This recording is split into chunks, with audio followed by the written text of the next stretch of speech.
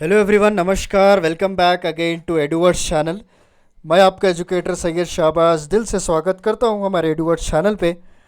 तो जैसा कि आप सभी लोग जानते हैं दोस्तों कि हमने कंप्यूटर के रिलेटेड की बुक शुरू की थी किरण की। ओके, लगभग हमने ऑलमोस्ट कंप्लीट कर चुके हैं। 450 तक एमसीक्यूज हमने कवर कर चुके हैं।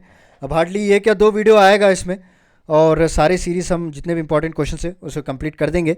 एग्ज़ाम से पहले आप 2-3 बार देख के जाइएगा ताकि आपको रिवीजन भी हो जाए और आप समझ सकते हैं कि किस लेवल का, किस तरह का क्वेश्चंस पूछे जा रहा है एग्जामिनेशन में, और प्रॉपर आइडिया भी आपको मिल जाएगा। तो इसीलिए आप हमारे चैनल को लाइक कीजिए, सब्सक्राइब कीजिए, शेयर कीजिएगा। ओके, भूलना मत।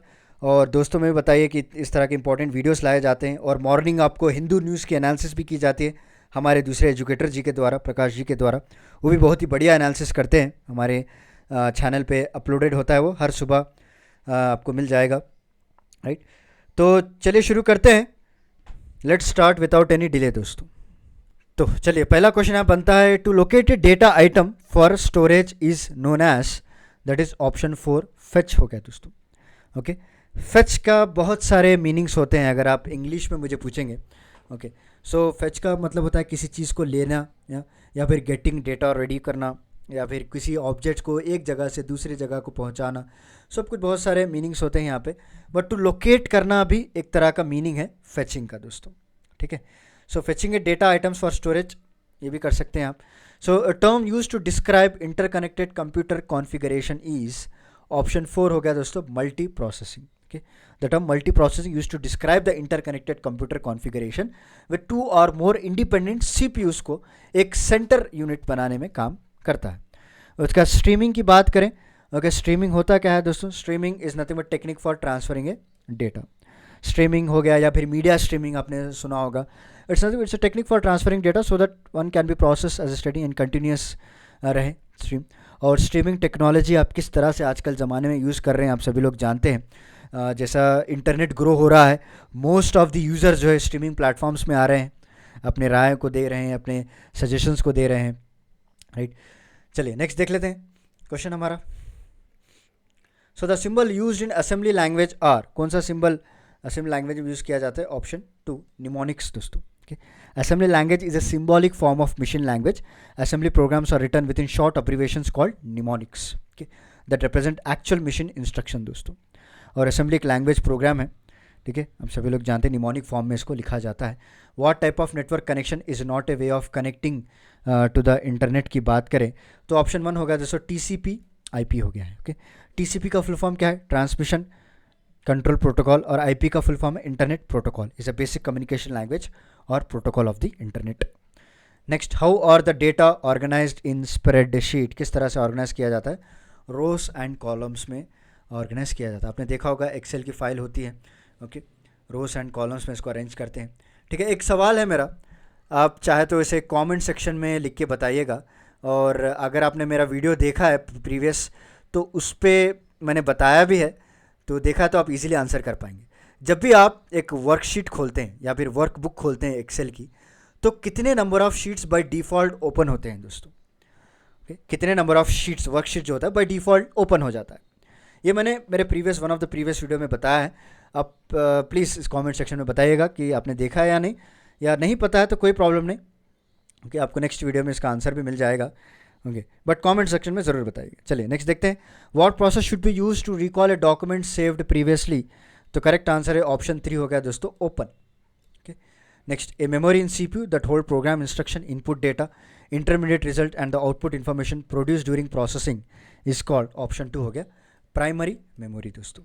ठीक है, the dash is a directory mandatory for every disk की बात करें तो इसका जो करेक्ट आंसर है option 1, root. Okay, root directory is a mandatory for every disk in a computer file system. It is the first और top most directory माना जाता है इन हायरार्की दोस्तों। चलिए, desktop publishing is a more sophisticated form of which of the following types of software की बात करें तो करेक्ट आंसर है ऑप्शन 3, वर्ड प्रोसेसिंग दोस्तों। Okay, word processing is a process of creating documents such as letter, reports हो गया, okay, books हो गए, एवरीथिंग यहाँ पे आपको देखने को मिलेगा। चलिए नेक्स्ट देख लेते हैं, क्वेश्चन क्या पूछा गया है, information travels between the components on motherboard through. Okay, एक कंपोनेंट के बीच दूसरे कंपोनेंट जो इन्फॉर्मेशन ट्रैवल होती है वो किस तरह से ट्रैवल की जाती है? थ्रू फ्लैश एक मिनट, इन्फॉर्मेशन ट्रैवल थ्रू बसेस दोस्तों, not flash memory, it's buses. Okay, so they usually have 32 और 64 वायर्स होता है, सिस्टम बसेस इसे कहते हैं। ओके, अगर आपको कल के रोज़ ऑप्शन में ना सिस्टम बसेस दे दें तो वो भी करेक्ट आंसर ही है। ठीक है, चलिए नेक्स्ट देखते हैं। A data communication on which data can transmit into two directions is referred as option 1 duplex। Okay, duplex communication को कहा जाता है जो पॉइंट टू पॉइंट सिस्टम में दो डायरेक्शंस में आप डेटा को ट्रांसमिट कर सकते हैं। Next, the rules that govern communication data communication is called, okay, the rules that govern data communication is called protocol. Protocol मैंने पहले भी बता चुका हूँ आपको, म्यूचुअली अग्रीड को हम प्रोटोकॉल कहते हैं दोस्तों। सेट ऑफ रूल्स जो होता है, एक सेट ऑफ रूल्स, हाँ ये भी इजी है, अब याद रख ले सके। अगर किसी ने पूछा आपको कि क्या होता है तो it is a set of rules that govern data communication. क्या होता है? That govern data communication. कभी कभार डेफिनेशन भी पूछ देता है तो काम आ जाएगा। Linux is dash operating system. Linux क्या है? It's a open source operating system. Linux is a open source operating system होता है जहाँ पे कोई भी डेवलप डिस्ट्रीब्यूशन की जाती है दोस्तों। Which of the following is accomplish by bookmarks, ये भी पहले हमने पढ़ाया है। बुक मार्क्स के यूजर्स क्या है ये भी मैंने पढ़ा है। To quickly jump into specific location into the document. Next, what is the ultimate purpose of defragmentation? तो option 2, create more free space दोस्तों। डीफ्रैगमेंटेशन का मतलब क्या है? Processing of locating non contiguous fragments of data into which computer file में be divided. Next, process of writing computer instruction in programming language is known as, option 1 हो गया दोस्तों assembling, याद रख लीजिए। ओके, असेंबली लैंग्वेज जो है एक लो लेवल प्रोग्रामिंग लैंग्वेज होती है which is converted into executable machine code में कन्वर्ट किया जाता है दोस्तों, राइट। चलिए नेक्स्ट क्वेश्चन देख लेते हैं हमारा क्या है। So dash is a act of copying और downloading the program from a network and making multiple copies of it. Okay, कोई भी कॉपी डाउनलोड कर लिया आपने, उसको सीडीज़ में या डीवीडीज़ में आप बेच रहे हैं तो उसको क्या बोलते हैं हम लोग? सॉफ्टवेयर पायरेसी कहते हैं। क्या कहते हैं? Software piracy is a unauthorized copying of softwares. Clear हो गया? उसमें क्या क्या हो सकता है आपको? काउंटरफिट सॉफ्टवेयर हो गया, ओईएम अनबाइंडिंग हो गया, soft lifting, hard disk loading, corporate software piracy हो गया, राइट। इंटरनेट सॉफ्टवेयर पायरेसी, बहुत सारे हैं जिसके आजकल पायरेसी की जाती है। मूवीज़ हो गए, राइट। इंटरनेट सॉफ्टवेयर पायरेसी भी की जाती है। जो कमर्शियल सॉफ्टवेयर्स होते हैं वो भी पायरेसी कर लेते हैं लोग। बहुत कुछ है दोस्तों पायरेसी में। चलिए, which coding system allows non English characters and special characters to be represented? तो ऑप्शन 2 हो गया दोस्तों यूनिकोड हो गया। क्या है? Unicode a computing industry standard for consisting in coding and representing handling of text express in most of world's writing system. चलिए, what is the primary job of operating system की बात करें तो करेक्ट आंसर है इसका option 2, manage resources. An operating system is a software that manage computer hardware and software research, provide common service of computer and program दोस्तों। Next, a repair for a known software bug usually available at no charge on the internet is called, क्या होता है वो? That is option 2, patch कहते हैं। क्या कहते हैं? पैच कहते हैं दोस्तों। पैच जो है पीस ऑफ सॉफ्टवेयर है design to update a computer program और it supporting data to fix और improve it. Next, the result after applying an encryption key and algorithm to a message is, option 4 is the right answer, cipher text इसे कहते हैं दोस्तों। Cipher text is a result of encryption performed on a plain text. किसके मदद से ये perform किया जाता है? ये भी इंपॉर्टेंट है, क्वेश्चन पूछता है। एक एल्गोरिदम की मदद से इसको किया जाता है दोस्तों, याद रख लीजिए। ओके, और एल्गोरिदम होता क्या है ये सारा कुछ मैंने प्रीवियस वीडियो में आपको बता दिया है। चलिए next, which of the following is a graphic solution for word processor की बात करें तो इसका जो करेक्ट आंसर है दोस्तों ऑप्शन 1 हो गया क्लिप आर्ट। क्या है? Clip art. The process of copying software program from secondary storage media to hard disk is called, option A, upload दोस्तों। okay, याद रख लीजिए। Uploading is a transmission of file from one computer system to another, usually larger computer system, and secondary storage media जो कि hard disk हो गया, okay, flash drives जो भी external है वो भी इसमें secondary storage में आ जाते हैं। ठीक है, चलिए, which network security features prevent users on a network from using program and information that are unauthorized? तो ऑप्शन 1, फायरवॉल। देखिए, इंटरनेट में तो वायरस हम मिटा नहीं सकते दोस्तों। Okay, we can not escape from internet viruses. कोई भी वेबसाइट हो, कहाँ कब होगा हमको पता नहीं चलेगा। तो इससे बचने के लिए क्या है? फायरवॉल एक सिस्टम डिज़ाइन किया गया है ताकि हम अनऑथोराइज वेबसाइट्स को एक्सेस नहीं कर पाएंगे दोस्तों। इससे हमारा कंप्यूटर में जो है वायरस भी नहीं आएगा। ओके, चलिए नेक्स्ट देखते हैं। Accidental click on undo button in Excel 2007 is reversed by clicking, option 3, redo. Okay, so redo command जो है हमेशा किसी चीज़ को रिवर्स करने के लिए यूज़ किया जाता है. Okay, undo, but quick access tool bar में भी आपको रहता है, is the inverse of undo command. It will redo the action that was undone दोस्तों. ठीक है, चलिए next. First generation programming language used, option 2 machine level language. The first generation programming language was machine level language program कहते हैं इसको, right. And there was originally no compiler, assembler कोई नहीं था इस टाइम पे. अभी तो कंपाइलर आ चुका है, असेंबलर आ चुका है जो सोर्स कोड को मशीन लैंग्वेज में कन्वर्ट करता है, बट उस टाइम पे कोई नहीं था. देयर वाज नो कंपाइलर और नो असेंबलर उस टाइम पे. चलिए नेक्स्ट. मैंने computer is turn on, where does it get first instruction that loads it to RAM. तो option 2 is the right answer. From ROM से हमको इंस्ट्रक्शंस मिलते हैं. रोम का फुल फॉर्म क्या है ये भी जान लीजिए. सो रोम का फुल फॉर्म है रीड ओनली मेमोरी. क्या है फुल फॉर्म इसका? रीड ओनली मेमोरी है. Usually temporary storage. It is a volatile, obviously volatile है.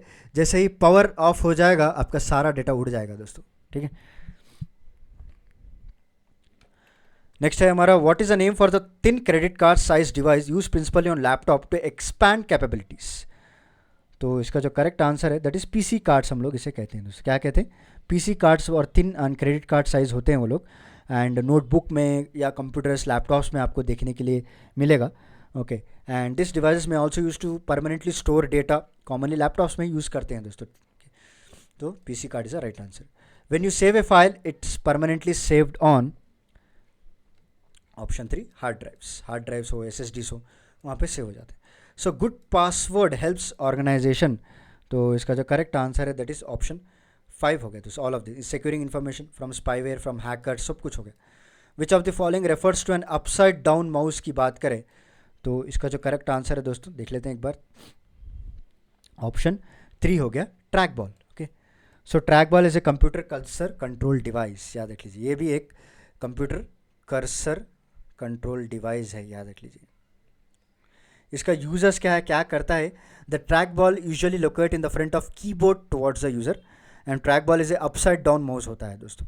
ठीक है, ज़्यादातर आपको कोई भी नोटबुक्स देख लीजिए आप या फिर लैपटॉप्स देख लीजिए, वहाँ पे ये इसको यूज़ किया जाता है. If you change Windows 98 to Windows XP, you are actually performing, क्या कर रहे हैं आप? अपग्रेड कर रहे हैं. Okay, not only this Windows 98 to Windows XP. अगर आप विंडोज़ 7 से जो है विंडोज़ 8 जा रहे हैं या 10 जा रहे हैं या 11 जा रहे हैं तो you are just upgrading your system. चलिए next. Change from command line interface to GUI has made personal computer. तो ऑप्शन 4 कम्युनिकेटिव एंड सिमुलेटिव. तो next, which of the following is not a malware. दोस्तों कौन सा जो है malware नहीं है ये पूछा जा रहा है. एडवेयर भी एक मालवेयर था. वायरसेस इज ऑल्सो मालवेयर ही है. स्पाईवेयर, हाँ ये भी एक मालवेयर है. वॉर्म्स जो कि डुप्लीकेट करता है प्रोग्राम्स के, ये भी एक मालवेयर है. तो करेक्ट आंसर है इसका ऑप्शन 5 दोस्तों. None of this is not a mall.